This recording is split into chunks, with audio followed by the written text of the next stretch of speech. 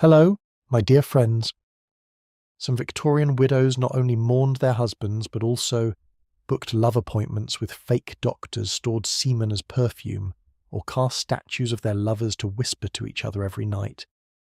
What they did in the dark was far beyond what the male nobility dared to think of. Some sewed their lovers' panties onto their robes like medals. Some played cards, and the loser had to serve them until morning. Why did they choose such bizarre rituals to continue living and loving? Tonight, let's slip quietly into the boudoir of the richest widows Victorian society tried to forget. So before you get comfortable, take a moment to like the video and subscribe, but only if you genuinely enjoy what I do here. And let me know in the comments where you're tuning in from and what time it is for you. It's always fascinating to see who's joining us from around the world. Now dim the lights, maybe turn on a fan for that soothing background, and let's embark on this journey together tonight.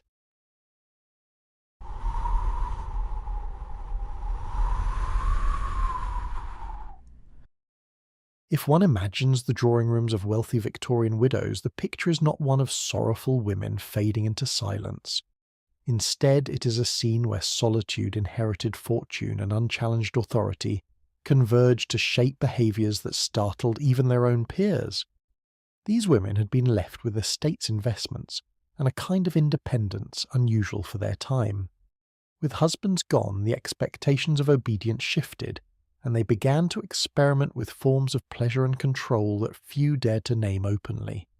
Behind the lace curtains and gilded doors, they wielded their money like a weapon, not for survival, but for indulgence. Their isolation deepened their hunger, and their wealth provided endless means to satisfy it in ways that bent the boundaries of ordinary society. The contradiction was stark. In public, these widows were admired as dignified ladies of means. They hosted charities, signed cheques, and maintained reputations of respectability. In private, however, the absence of companionship and the lure of unchecked authority created a dangerous recipe. Loneliness gnawed at them, a quiet force that pushed them further from conventional affection. Their solution was not to seek tender love, but to purchase devotion to command loyalty, and to shape intimacy, as if it were another aspect of their social empire. It is almost comical to think that in a society so obsessed with manners, some of its most powerful women turn their bedrooms into arenas of dominance. The market of men they controlled was a discreet one. A young man could be hired not simply for companionship, but as a tool of experimentation. Their choices reflected power more than romance. They selected those who could be moulded, disciplined, and dismissed at will. The men were aware that their role was temporary, yet the lure of wealth kept them within reach of these demanding women. The imbalance was complete. One side starved for connection, the other for opportunity. Out of this imbalance grew arrangements that blurred the line between pleasure and command. These women often found satisfaction in turning social rules upside down. Where they had once been subject to the authority of husbands, they now imposed authority on others. They revelled in reversing roles, no longer bound by the duties expected of wives. Society's judgment mattered little when the doors were closed, and with money at their disposal, even whispers could be silenced. The gilded carriages and pearls they wore in public masked private evenings, where their whims ruled without restraint. In today's world, it would be like discovering that a group of celebrated philanthropists were secretly running clubs dedicated to elaborate games of power and submission. The root of these behaviours was not simply indulgence, but the peculiar loneliness that came with wealth. Their position set them apart from the majority of women who had no time for extravagance amid daily survival. These widows, however, had freedom and isolation in equal measure. Without the comfort of companionship, they filled the void with extravagant pursuits. Their money became both shield and key. It protected them from gossip and unlocked access to pleasures denied to others. The very system that praised them for refinement created the conditions for excess that few dared to acknowledge. Servants knew more than anyone else. They carried trays into candlelit rooms, fetched supplies, and sometimes overheard fragments of laughter or commands. They were instructed never to speak, but silence often concealed more than words could. Stories circulated discreetly among staff households, tales of odd requests and scandalous demands, While the upper class turned its gaze away, the working class collected these whispers, shaping an underground archive of what went on behind velvet curtains. I find it unsettling how quickly wealth can create a world where rules collapse, leaving only the echo of unchecked desire. The extent of control exercised by these widows was not just about physical acts, but about reshaping identity. They chose who could enter their lives, how long they would stay, and what role they would perform. Money purchased not only bodies, but obedience, a theatre of submission, where every detail was staged. This was not love nor even lust alone, but a demonstration of dominance made possible by fortune. It was as though the grief of loss had transformed into a performance of power, one that blurred the line between coping and corruption. For the men involved, the experience was contradictory. They enjoyed financial reward, fine meals, and expensive gifts. At the same time, they endured humiliation, the stripping of autonomy, and the constant reminder that they were disposable. Their presence highlighted the gap between genders in Victorian society, but was inverted in a private domain. Instead of men controlling women, these wealthy widows controlled men. The reversal was intoxicating for some, unbearable for others. Yet it continued because the lure of money overcame pride and silence ensured survival. This mixture of grief, wealth, and dominance reveals a side of Victorian life that contrasts sharply with the polished portraits painted in history books. The empire prided itself on moral order, yet within its higher circles disorder thrived. Loneliness turned into experimentation, and fortune became the foundation for excess. To look back at these lives is to see how fragile appearances were, and how easily they concealed desires that polite society refused to admit. The wealthy widows had turned loneliness and money into a private game of dominance. From there they began seeking satisfaction, not only through the body, but also through the mind. Behind their polished doors, the mix of literature and desire produced stories far stranger than anyone might expect. The wealthy widows of Victorian society, already accustomed to controlling their surroundings, discovered a peculiar way of blending the hunger of the body with the curiosity of the mind. For them, beauty was never enough. A young man might have charm, clear eyes, and polished manners, but unless he could handle a line of Shakespeare or speak on the meaning of a sonnet, he would never cross the threshold of intimacy. Reading aloud became the prelude, and quoting the right words could open doors to more private spaces. This ritual elevated desire into something that appeared intellectual, though it was always driven by the same root of loneliness and need. In this environment, reciting literature was not about enlightenment, but about stirring a mood, a rhythm that prepared both the mind and the body for what would follow. Some of these widows organised gatherings that resembled literary circles. Guests would be seated among shelves of books, the air heavy with oil lamps and the faint scent of ink. A chosen young man would stand and read from a play, his voice measured and steady. The women listened, sometimes feigning deep concentration, but their attention lingered on the shape of his lips, the tone of his voice, the posture he held while delivering each line. Once the reading ended, the room often emptied until only one remained, and the evening would continue in ways unspoken but carefully orchestrated. It is almost amusing to think that Shakespeare, admired as the peak of culture, was also used as a kind of ticket into a widow's bedroom. The idea was not only about pleasure, but also about control. These women, once subject to the authority of their husbands, now set rules that turned intimacy into a staged ritual. To participate, a man had to prove himself worthy by engaging in wit, memory, and eloquence. This was not courtship in the traditional sense. It was more like an audition where charm and knowledge determined one's role. The difference between success and failure could be as small as the delivery of a verse. The widows relished this test because it reinforced their authority. They could dismiss one candidate with a wave and summon another with a coin. Private clubs grew out of these habits. In certain grand homes, salons became known as meeting places for what some called intellectual indulgence.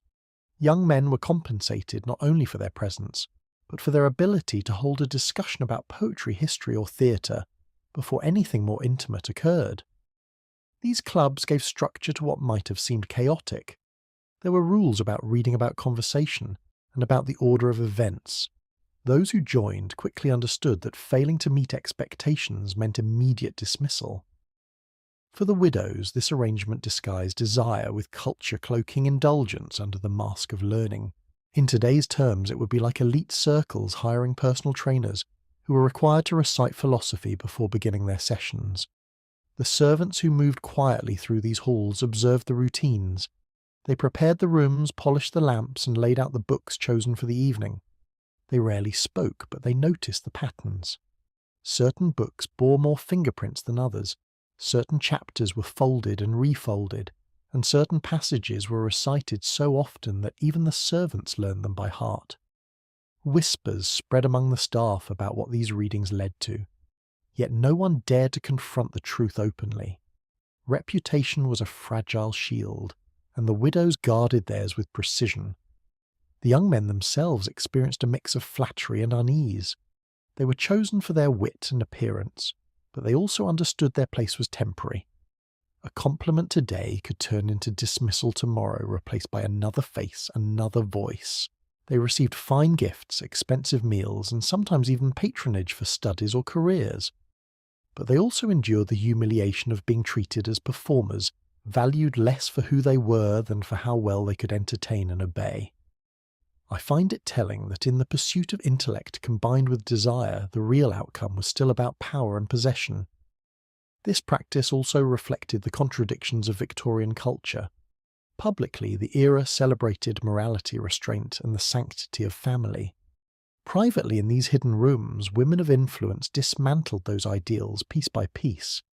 Their interest in education was not for the sake of knowledge, but for enhancing pleasure.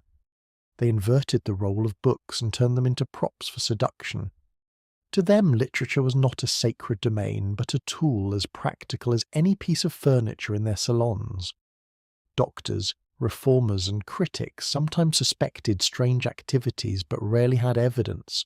A young man could not easily admit he had been hired to read poetry before intimacy. A widow could always claim her club was for culture alone. This ambiguity allowed the practice to continue without interruption. It was not illegal to read aloud, and it was not illegal to host gatherings. The true nature of these events remained hidden, known only to those within, and whispered about by those without. The cost of maintaining such habits was trivial compared to the wealth these women commanded. The price of hiring a man, paying him for his time, and providing gifts was far less than the estates they owned. For them it was not extravagance, but another way of spending interest from their investments. Money bought obedience, and obedience brought the illusion of connection. In reality, it was never a connection at all, but performance carefully managed for the satisfaction of those who could afford it. The strange combination of intellect and flesh highlighted the depth of loneliness that wealth could not cure. These widows searched for stimulation in books and bodies alike, but what they found was temporary comfort. Their rituals did not erase their solitude, only disguised it with layers of culture and control. Looking back, it reveals how hunger for intimacy can transform into practices that bend the meaning of both education and desire. These widows turned literature into a key that unlocked their secret pleasures. By blending poetry with intimacy, they reshaped companionship into a performance of intellect and control. What came after, however, pushed their dominance even further as they began experimenting with methods of restraint that turned desire into ritualized power. The practice of binding became one of the clearest demonstrations of how Victorian widows transformed grief and wealth into unusual expressions of power. With rooms already filled with velvet curtains, polished furniture, and portraits of their late husbands, they added a new kind of space to their households. These were not libraries or drawing rooms, but chambers set aside for the private act of restraint. Inside, ribbons, lace, and silk scarves replaced chains and iron, offering a softer but no less controlling method. A guest invited into such a room quickly understood that he was not there to lead, but to be bound, positioned, and held in place under the strict eye of his hostess. The choice of materials was deliberate. Silk scarves carried the scent of luxury, lace symbolized delicacy, and ribbons offered a mixture of beauty and confinement. The act of tying knots was treated almost ceremoniously, as though each binding gesture was a declaration of authority. Some widows preferred elaborate patterns securing wrists and ankles with care, while others favoured simple but effective ties that made movement impossible. The physical act mattered less than the statement it carried. To be tied was to surrender, and to do the tying was to command. It is almost laughable that fabrics designed for fashion became tools for control in bedrooms that looked like theatres of authority. The rooms dedicated to this practice were often disguised. From the outside, they might appear like a guest room or a music chamber, but inside the arrangement was different. Furniture was placed with intention cushions laid out to support positions and mirrors, sometimes installed to amplify the sense of display. Candles and lamps provided soft lighting that blurred the edges of the space, turning it into a stage where every gesture seemed magnified. These chambers were not wild or chaotic. They were orderly, deliberate, and managed with the precision of a hostess who viewed her rituals as both entertainment and assertion of dominance. For the widow's binding was a reversal of roles that reached far beyond pleasure. Once expected to submit to the will of their husbands, they now imposed stillness on the men they invited. The act of restraint symbolized not only control, but also independence from the boundaries society once forced upon them. To tie someone's hands was to unfasten their own. In modern terms, it would be like discovering that highly respected community leaders hosted private gatherings, where they turned symbols of elegance into instruments of dominance. The men chosen for these experiences often entered with uncertainty. Some were curious, others hesitant, but most understood that refusal was not an option if they wished to continue enjoying the patronage of these women. They accepted scarves around their wrists, ribbons around their ankles, and the knowledge that their freedom could be restored only when the widow allowed it. The strangeness of being bound in such refined surroundings added to the tension. These were not dark cells, but shining rooms filled with rich fabrics and polished wood. The setting itself reinforced the contradiction, beauty mixed with captivity, luxury tied to submission. The silence of the servants made the practice possible. They prepared the rooms, folded the fabrics, and ensured the chamber remained ready at any hour. Though they rarely saw the full ritual, they often suspected what took place. Knots tied too carefully, ribbons missing from wardrobes, and the muffled sounds of evenings told more than enough. Yet their loyalty was purchased through wages, and their silence guaranteed the secrecy the widows required. Over time, the practice became another routine in the household, as regular as dinners or morning prayers, though never spoken aloud. The act itself was not always violent. Many widows saw binding as a form of trust. The men they restrained were expected to surrender not only movement, but also pride, to accept humiliation in exchange for reward. Some found themselves comfortable with this surrender, while others endured it reluctantly. For the widows, the satisfaction lay in the sight of obedience. A body still and waiting reflected the dominance they craved.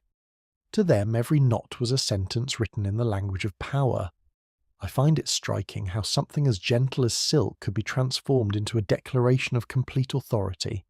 Stories of these practices circulated quietly among the elite. A widow's reputation might be whispered about in private conversations, but proof was impossible. Visitors to her home might sense something unusual in the arrangement of a chamber, or the careful attention to fabrics, but they could not confirm their suspicions. This ambiguity shielded the widows from public scandal. Unless a servant spoke, or a man betrayed their confidence, the ritual remained hidden behind locked doors. The emotional effect on the widows was profound. They described feelings of release, not of grief, but of satisfaction, that their will was absolute in those moments. Binding became less about intimacy and more about affirmation. Each act reinforced that they were no longer under the shadow of husbands or bound by social codes. Instead, they redefined the meaning of submission and mastery on their own terms. Looking back, these rituals reveal how power can reshape even the simplest objects into symbols of dominance. Scarves, lace, and ribbons were never meant for such use, but in these rooms they carried meanings far removed from elegance or style. They embodied authority, control, and the strange freedom that came with holding another person immobile. Silk lace and ribbons turned from ornaments into instruments of power binding men in carefully arranged chambers. The rituals of restraint satisfied not just the body but the craving for dominance. From there, some women went further, stepping into roles that challenged gender itself and unsettled the balance of identity. The fascination with reversal grew stronger in the private worlds of wealthy Victorian widows. Dressing as men became one of their most striking forms of escape and dominance. Clothing which society insisted should define their gender and limit their freedoms was turned into a tool for experimentation. Tailored coats, stiff collars, and even false moustaches were adopted as costumes in bedrooms that otherwise reflected luxury and refinement. By stepping into male attire, these women not only disguised themselves but also claimed an identity that society denied them in public. The moment they slipped into a jacket or buttoned a waistcoat, they shifted from being widows expected to mourn into figures of authority who demanded recognition. The ritual often began with preparation. Servants who had long handled gowns and jewellery now fetched trousers, boots and hats. Some pieces were custom-made, ordered quietly from tailors who assumed they were for theatrical performances. Once dressed, the widow demanded to be addressed with male titles, sometimes master, sometimes by a chosen masculine name. To the young men they invited, this transformation was more than a costume. It was an instruction. The woman they faced was no longer simply a hostess, but an embodiment of power recast in another form. It is oddly humorous that moustaches made of horsehair became as essential to intimacy as lace or perfume. Diaries reveal how seriously some widows took this practice. They recorded the garments worn, the names used, and the reactions of their partners. Every detail mattered. These journals, hidden away in drawers or locked boxes, show an almost clinical precision, as if the act of dressing as a man was part of an experiment. In those pages, authority and pleasure were intertwined. Reading them today exposes a determination not just to indulge desire, but to rewrite the boundaries of gender and control, at least within the walls of their homes. The men chosen for these encounters played along. Some complied, eagerly enjoying the gifts and rewards that followed. Others were unsettled, but remained silent, unwilling to risk losing patronage. They were required to respond to male titles, to behave as though their hostess had truly become another person. The illusion mattered as much as the act itself. A slip in acknowledgement could result in punishment, humiliation, or dismissal. Through obedience, the role-play was sustained, and the balance of power shifted entirely. The contradiction is clear when compared to the larger Victorian world. Outside society condemned women who stepped beyond domestic roles, let alone those who dared to wear trousers or cut their hair. Inside, however, these same women embraced what was forbidden, using private spaces to challenge the order imposed upon them. Clothing became liberation. By adopting male garments, they stepped out of the role of grieving wives and into one where they dictated rules, commanded loyalty, and tested the boundaries of identity. In modern comparison, it would be like respected social figures secretly maintaining closets of business suits and disguises to reverse roles entirely in their private encounters. Not every woman chose this path, but those who did found in it a thrill that ordinary companionship could not provide. They no longer asked to be adored for beauty or charm. Instead, they required submission to a figure that defied expectations. Their performance blurred lines between actor and audience, between male and female, between control and surrender. The intimacy was real, but it was also theatre. The costumes and names turned private acts into staged dramas, where the outcome was always preordained authority belonged to the widow dressed as a man. The servants who glimpsed fragments of this transformation kept their silence, though the signs were obvious. Boots out of place in a lady's chamber, false facial hair left behind, or diaries written with names unknown to the household all hinted at secrets. Gossip spread quietly among staff, but never beyond. The cost of speaking was too high, and the power of these women too secure. Their secrets survived because they controlled not just men in their chambers, but also the voices that might have betrayed them. The widows themselves sometimes described feelings of liberation. In letters never meant for public eyes, they wrote of joy in commanding rather than pleasing, of satisfaction in embodying a role society denied them. For them, dressing as men was not merely a disguise, but a way of reclaiming authority they felt had always been stolen. The practice, however, remained hidden. Respectability was their shield, and they continued to appear in society as proper women of wealth and virtue, while in private they unfastened those expectations and wore entirely new identities. I find it remarkable how far loneliness and power could drive people to reimagine themselves even to the point of becoming someone else entirely. Looking back, this practice shows how thin the lines were between repression and rebellion. In a society that demanded women remain silent, some found their voices in costumes. In a culture that demanded obedience, some demanded obedience in return. Their choices may seem strange, even theatrical, but they reveal how deeply the hunger for control shaped their private lives.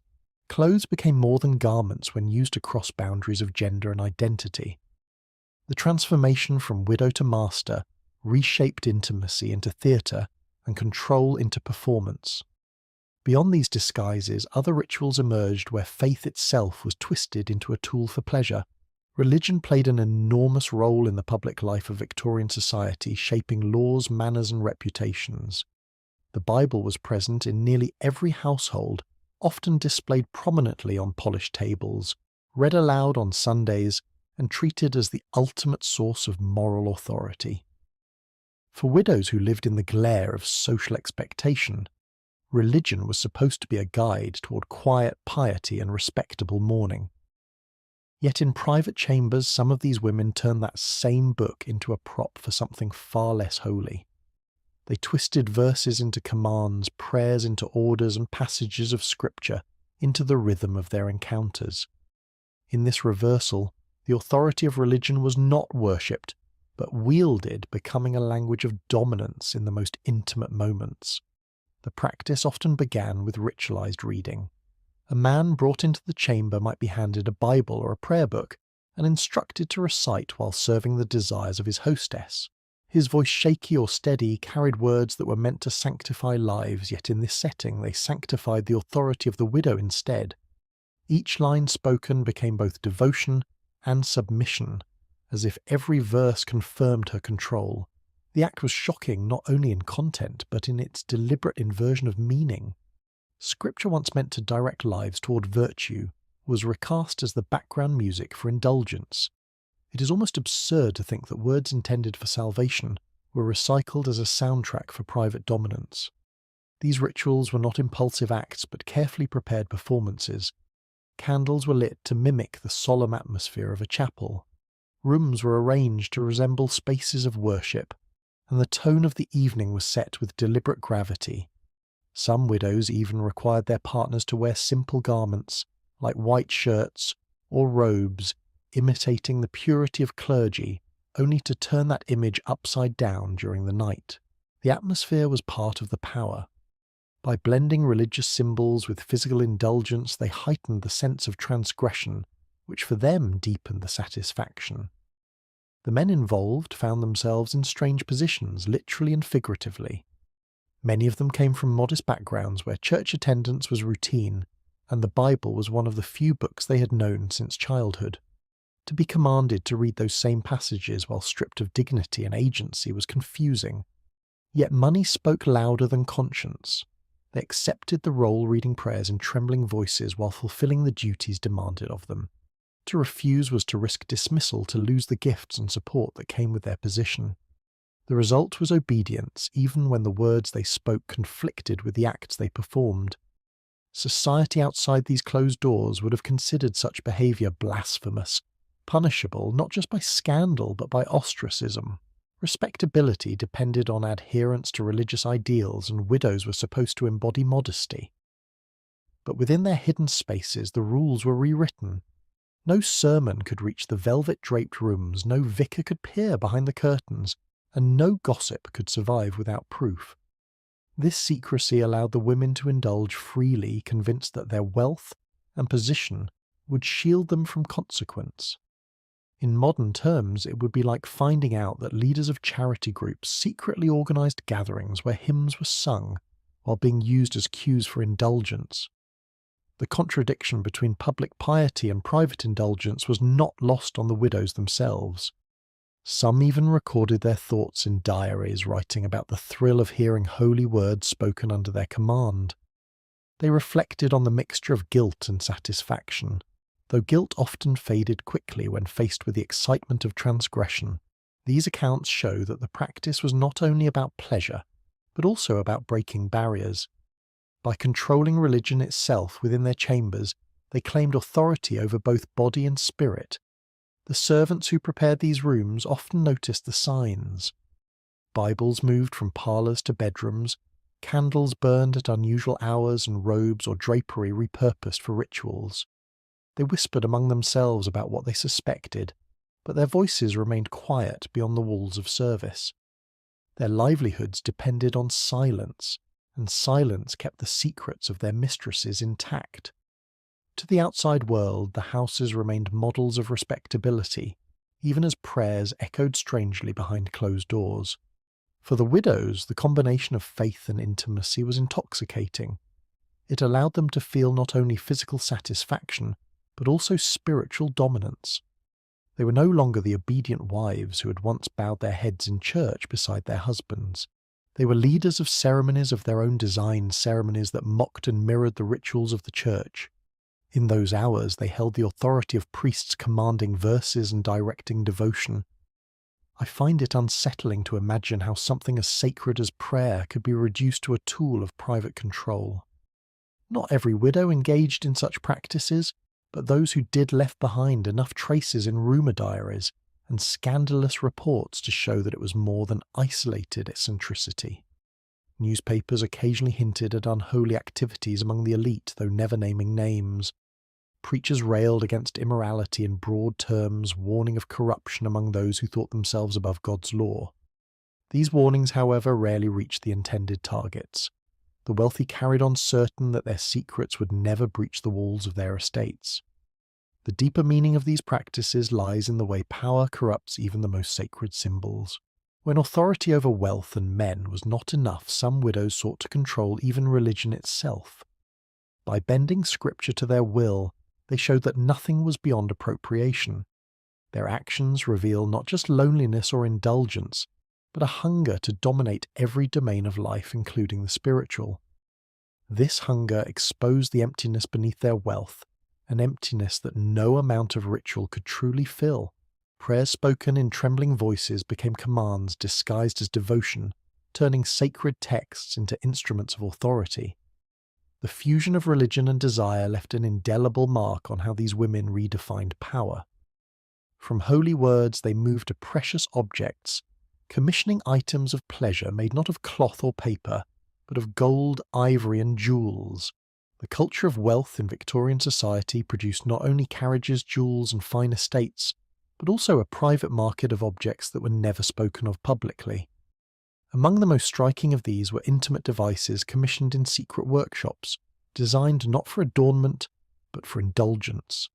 For widows who held fortunes and complete independence, luxury extended into every corner of their lives, including the bedroom. They had the means to order custom pieces crafted by skilled jewellers who otherwise made tiaras and necklaces for the nobility. In this hidden trade, ivory, gold, and precious stones were shaped into objects that combined craftsmanship with desire. They were not crude tools, but elaborate creations, polished to gleam and carved with patterns that echoed the art of the era. The choice of materials reflected the status of their owners. Ivory, smooth and pale, was taken from faraway colonies and represented wealth that spanned continents.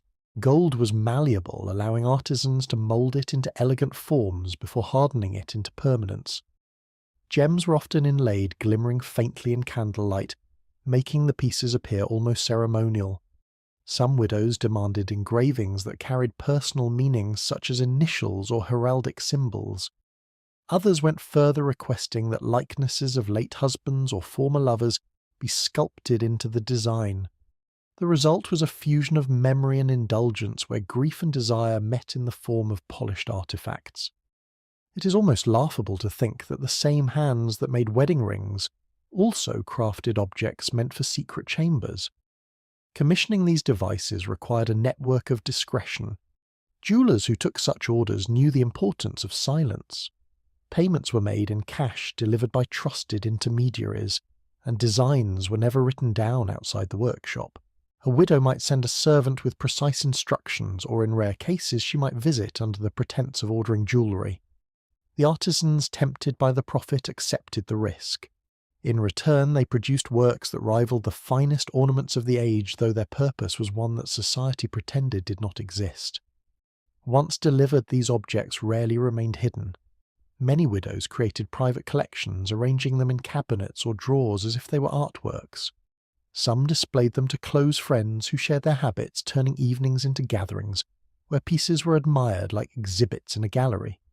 These collections blurred the line between art and function, presenting indulgence as refinement.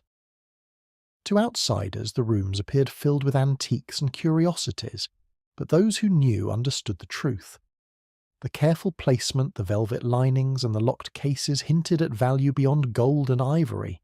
The servants who tended these collections often carried the burden of knowledge. They dusted the cabinets, polished the cases, and sometimes handled the objects themselves during cleaning. Though forbidden to speak, their silence was often more eloquent than words. They recognized the images carved into the ivory, the familiar faces preserved in gold, and the intimate shapes that left little to the imagination. Whispers circulated in kitchens and quarters, but never beyond the household walls. To reveal such secrets would have been dangerous not only to their employment, but also to their safety. The widows themselves seemed to treat the collections with reverence. Diaries describe evenings when they would unlock the cases, handle the pieces slowly, and reflect on the memories tied to them. For some, the engraved face of a late husband brought tears even as the object was used for pleasure. For others, the carvings of former lovers became symbols of conquest, reminders of experiences preserved in luxury. These objects were not only tools of indulgence, but also monuments to lives lived and lost. In modern comparison, it would be like discovering that museum-quality sculptures doubled as devices of private satisfaction. The practice reveals the contradictions of Victorian society. In public, widows were praised for piety, modesty, and restraint. In private, they used wealth to command artisans to make objects that celebrated excess. The empire prided itself on moral superiority, yet within its drawing rooms and bedchambers, indulgence flourished in silence. These women were not rebels in the streets, but in their own homes they quietly reshaped the boundaries of what was possible. Money gave them the power to rewrite rules, even those that touched the most intimate parts of life. The men invited into their lives sometimes saw these collections, often to their surprise. Faced with objects of gold and ivory, they were reminded of their own disposability. A man could be dismissed at any time, but the artifacts remained polished and eternal. This permanence reinforced the widow's dominance. The objects symbolized control not only over men, but over memory itself. While flesh decayed and relationships ended, gold and ivory endured, holding their secrets with cold permanence. Occasionally scandals hinted at this hidden trade. A workshop discovered a rumour overheard, or a shipment of unusual ivory seized at a port would spark gossip. Newspapers sometimes printed vague accusations about corrupt practices among the elite, but evidence was scarce. No names were mentioned and no charges were pressed. The wealthy were shielded by both their money and their status, and artisans who valued their survival ensured that nothing could be traced. The most remarkable aspect of these collections is how ordinary they seem to their owners. For the widows, commissioning such objects was no more unusual than ordering new furniture or a piece of jewellery.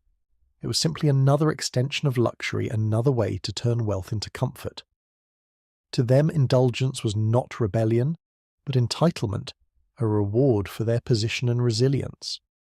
I find it revealing that grief and power combined could transform memory into polished gold, turning absence into a tool of control. Looking back, the existence of these objects complicates the image of Victorian virtue. They show that the age of restraint was also an age of excess concealed under layers of respectability. Behind the portraits, the gowns, and the sermons lay chambers filled with devices that spoke more honestly about desire than any sermon ever could. Gold, ivory, and gems, reshaped into devices of desire, blurred the line between art and indulgence.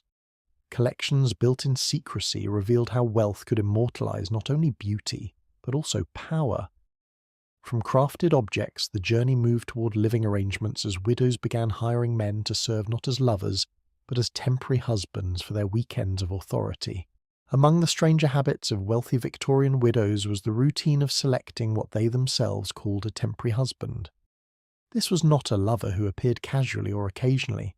It was a man chosen with care, instructed with precision, and expected to fill the role of a spouse for only a short span of time. Each week, one man would be selected to live in the widow's home, eat at her table, walk at her side, and share her bed. He was to behave as if he were her husband in every respect, though he understood that by the week's end he would be dismissed and replaced. The arrangement was formal in its informality ritual, in its regularity, and deeply unsettling in what it revealed about power and loneliness. The men selected were often young, healthy, and pliable. Their appearance mattered, but so did their willingness to obey. The widow dictated not only their role, but also their clothing. They were given uniforms, often resembling suits or outfits, chosen specifically to please her sense of style. These garments were not optional. To refuse was to risk immediate dismissal. The uniform symbolized both ownership and authority. To wear it was to accept that for the week they belonged entirely to her. It is almost comical that dressing like a husband for 7 days was treated with the same seriousness as wearing a crown. Daily life under this arrangement mimicked marriage, but only in surface details. The man would dine with her at prescribed hours, accompany her on carriage rides, and sometimes even attend small gatherings where his presence was explained as companionship. He was not allowed to contradict her, not allowed to alter routines, and certainly not allowed to express displeasure. In public, he performed as the attentive partner. In private, he performed as whatever she required. His role was scripted. His freedom removed his status temporary. Some widows treated this as a weekly ceremony. The selection of the new husband was marked by small rituals. Servants prepared chambers, laid out the clothing, and ensured that meals were planned to include the new guest. The man entered the household with a mixture of pride and apprehension, knowing that he had been chosen, but also that his time was limited.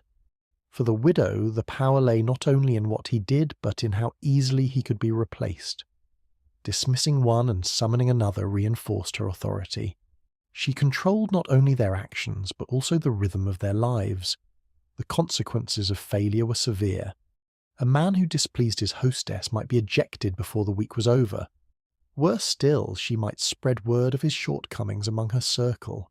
In the tightly woven social networks of the time, such a stain could ruin his chances of future arrangements. To be buzao, as some called it, was a punishment more lasting than dismissal. It branded him as inadequate in a world where opportunity depended on whispers and recommendations. Fear of disgrace kept men obedient even when resentment built beneath the surface. In modern terms, it would be like executives being rotated weekly into mock marriages with the risk of their reputations being destroyed if they failed to meet arbitrary expectations. The widows, however, saw the arrangement as a way of controlling not only their pleasure, but also their loneliness. By crafting short-term marriages, they could experience companionship without commitment, intimacy without permanence. They did not risk scandal from remarriage, nor did they surrender their estates to another man. Instead, they sampled the structure of marriage while retaining complete control. These temporary husbands served as both company and amusement, filling the void of grief with the performance of domestic life. Servants once again became silent witnesses. They set the table for 2 arranged bedrooms and watched as new men entered and old ones left. The rhythm of arrivals and departures became routine. Some servants gossiped quietly about the peculiar habit, while others accepted it as part of their mistress's eccentricity. Silence was maintained because wages depended on discretion. To the outside world, the household appeared stable, while within its walls the cast of characters changed as regularly as the weeks turned. The men themselves lived in constant awareness of their precarious position. One day they were treated with affection, showered with gifts and attention. Next, they were dismissed without explanation, their names spoken with disdain, in rooms they would never again enter. Their value existed only as long as they satisfied, and satisfaction was defined entirely by the widow. Some grew bitter, others resigned themselves, and a few thrived on the arrangement, finding the rewards worth the humiliation. Yet all of them shared the knowledge that they were disposable. The diaries of widows who kept such practices reveal a curious blend of affection and calculation. They wrote of moments that resembled ordinary married life, breakfast, shared walks, taken conversations held in the evening. But the tone was never one of genuine intimacy. It was one of performance, of controlling a script. They described the satisfaction of directing not only their households, but the men within them, shaping reality to match their desires. These writings exposed the truth. What mattered was not companionship itself, but the authority to command it at will. I find it unsettling how grief and loneliness were managed through rituals that turned human beings into weekly roles, as though people could be scheduled like servants or meals. The temporary marriage custom reflects the broader contradictions of Victorian society.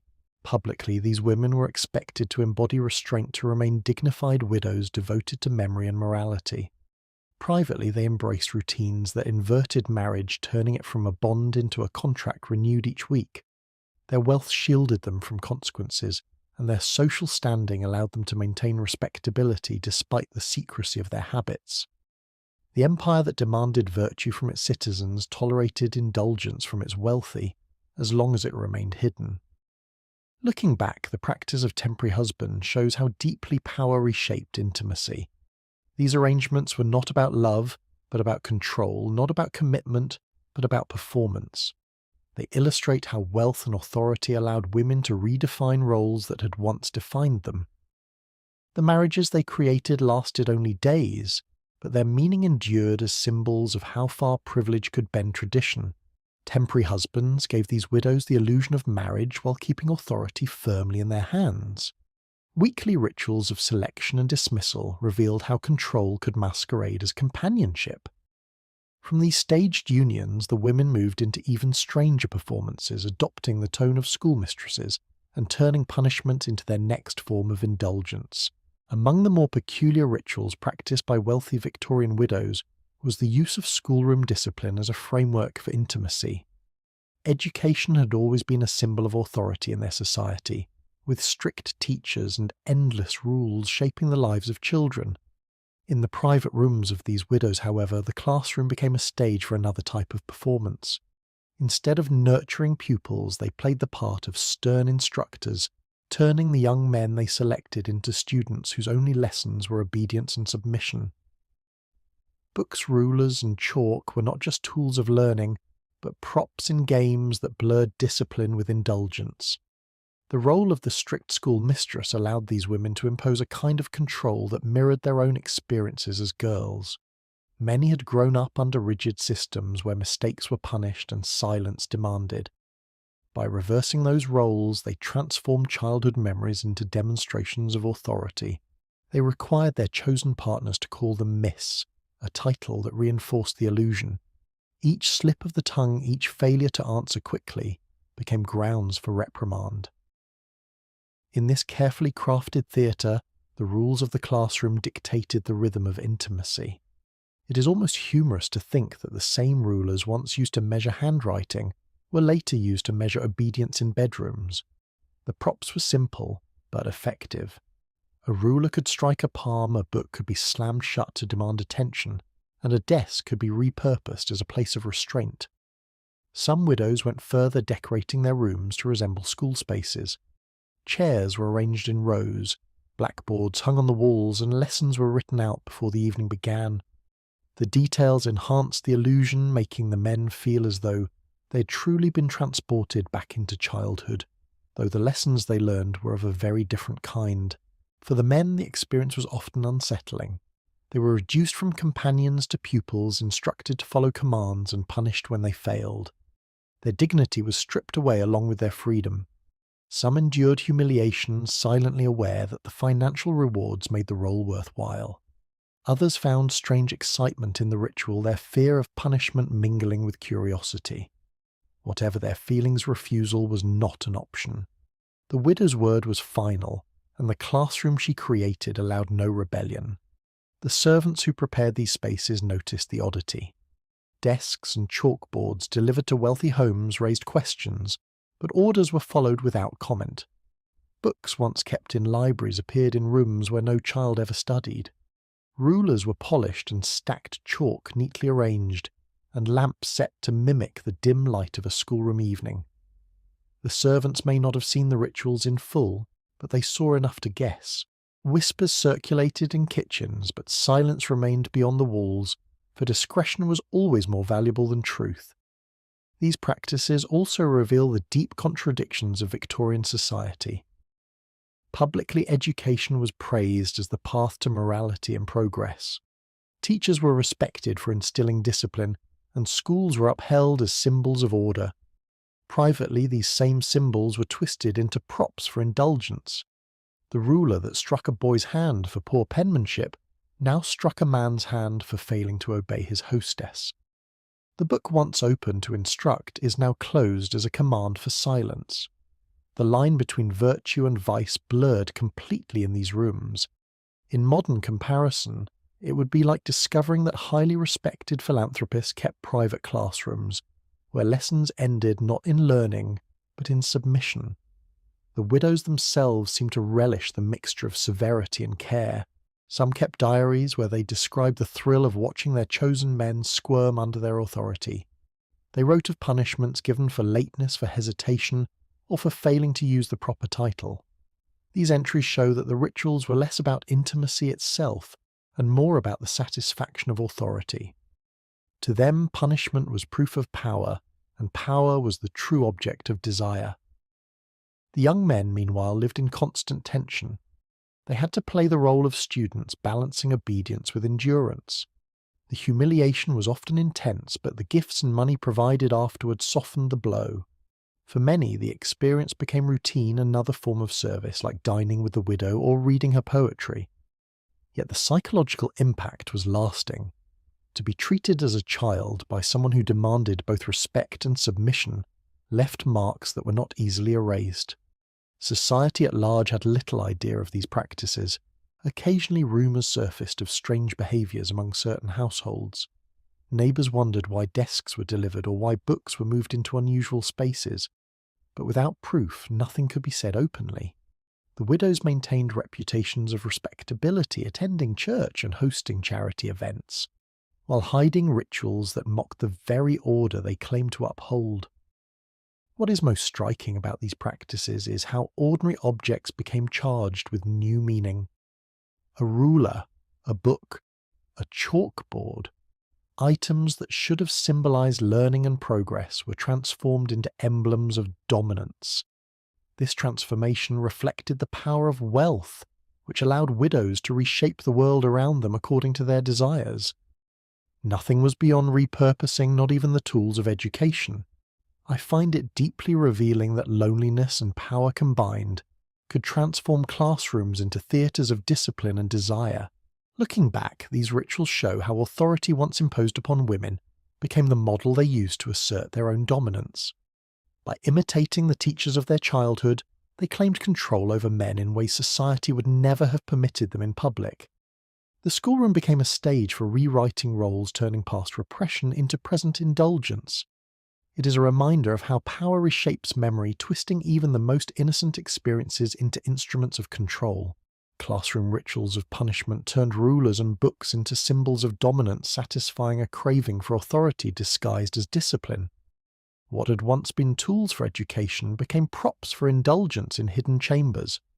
From the echo of chalk and the crack of wood, the rituals moved to music itself, as live orchestras were summoned to provide rhythm for the strangest of private performances.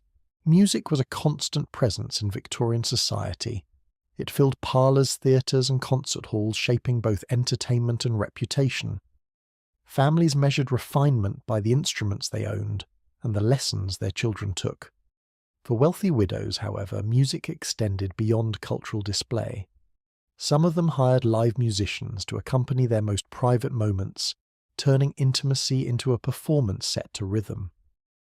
The sound of strings or piano did not drift faintly from another room.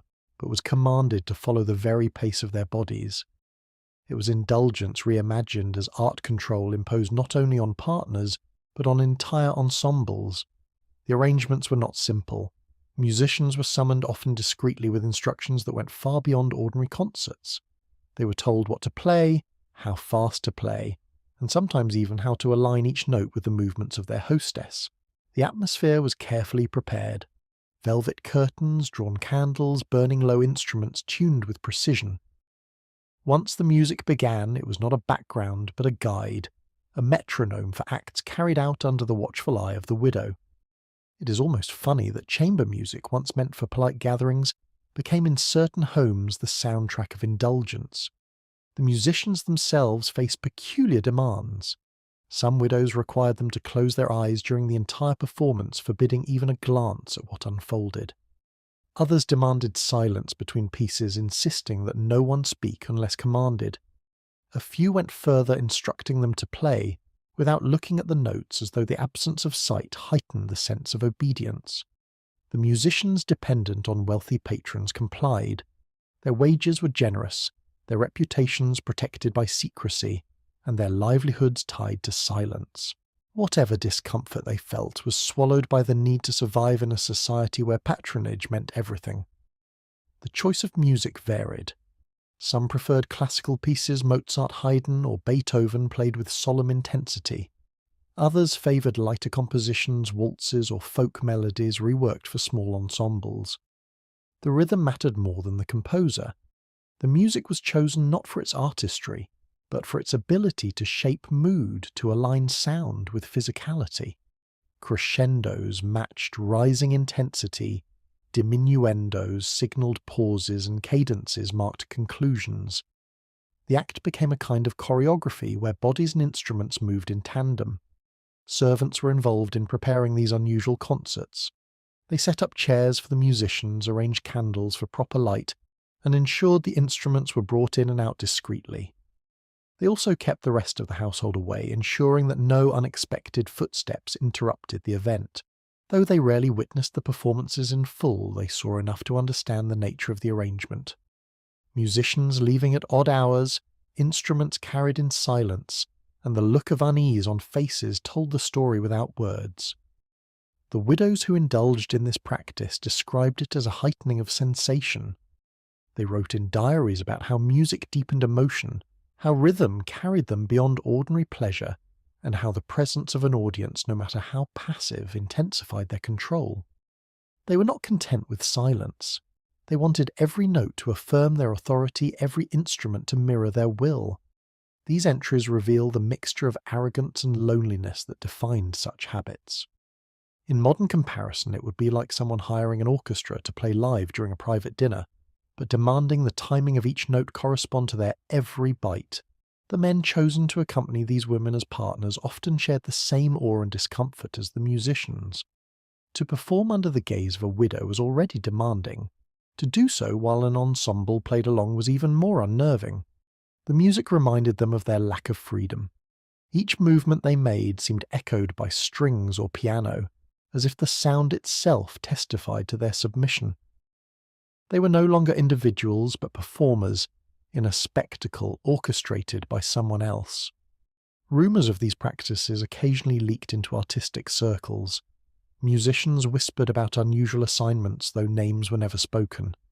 Composers joked privately about writing pieces with suggestive rhythms, though only among trusted friends. To the public, the notion was unthinkable. Respectable society viewed music as a symbol of refinement, not indulgence. Yet in these hidden spaces, refinement was redefined, and music became the most obedient of servants. The psychological impact of this ritual reveals much about the widows themselves. They sought control in every dimension over their partners, over the environment, and even over the sound that filled the air. Silence was not enough. They wanted affirmation from instruments' rhythms that matched their commands, and proof that even art bent to their desires. The practice shows how indulgence expanded when wealth removed all obstacles. For them, music was no longer about beauty, but about authority. I find it remarkable how power can strip even the most elegant art form of its meaning, reducing it to a tool of personal command. Looking back, these rituals demonstrate how blurred the lines became between culture and indulgence. What was celebrated in concert halls as high art was simultaneously employed in private chambers as accompaniment to excess. Musicians played with the same skill, but for purposes that contradicted the values preached in society. The same melodies that echoed in churches and salons also resounded in rooms where their meaning was twisted. This duality captures the contradictions of the age morality and public indulgence in private, and silence protecting both. Music that once symbolized refinement became the soundtrack for control guiding movements with each note and rhythm. The presence of musicians turned intimacy into performance, transforming sound into another instrument of power. From these orchestrated encounters, indulgence expanded into rituals of luxury, as some widows demanded not just music but entire baths of milk, prepared with the hands of their chosen men. Milk was a symbol of purity in Victorian households, linked with nourishment, health, and the innocence of childhood. Yet for certain wealthy widows it became something entirely different when used in their private rituals. They ordered entire baths filled with fresh milk poured into tubs carved from marble or lined with copper. These baths were not solitary. Male servants chosen for their youth and appearance were required to assist both in preparing the ritual and in attending to their mistress while she soaked in the liquid. It was indulgence framed as luxury, a transformation of something simple into a display of power and possession.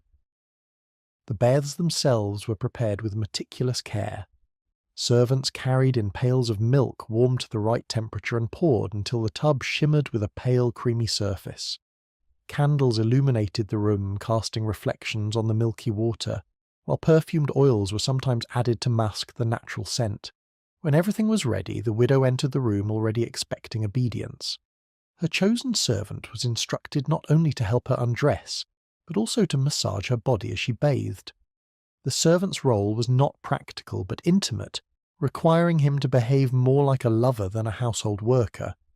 It is almost ridiculous that the same substance poured over porridge at breakfast was poured by the bucket into tubs for pleasure. The role of the servant in these rituals reveals how boundaries of class and duty were distorted. Normally, male servants were expected to be invisible, carrying out tasks quietly and efficiently. In the bathing ritual, however, invisibility was impossible. They were commanded to touch, to speak, and to act as though they were cherished companions. Words of affection were demanded, even rehearsed. The servant was instructed to whisper sweet phrases to feign devotion, and to play the role of a partner rather than a subordinate. The line between service and intimacy collapsed entirely, creating an atmosphere of forced tenderness. The widows justified these actions as refinement. They claimed that milk softened the skin, preserved beauty, and revived vitality. Pamphlets on health and beauty sometimes mentioned milk as a remedy, giving a veneer of legitimacy to the practice. Yet in these chambers, beauty was not the only purpose.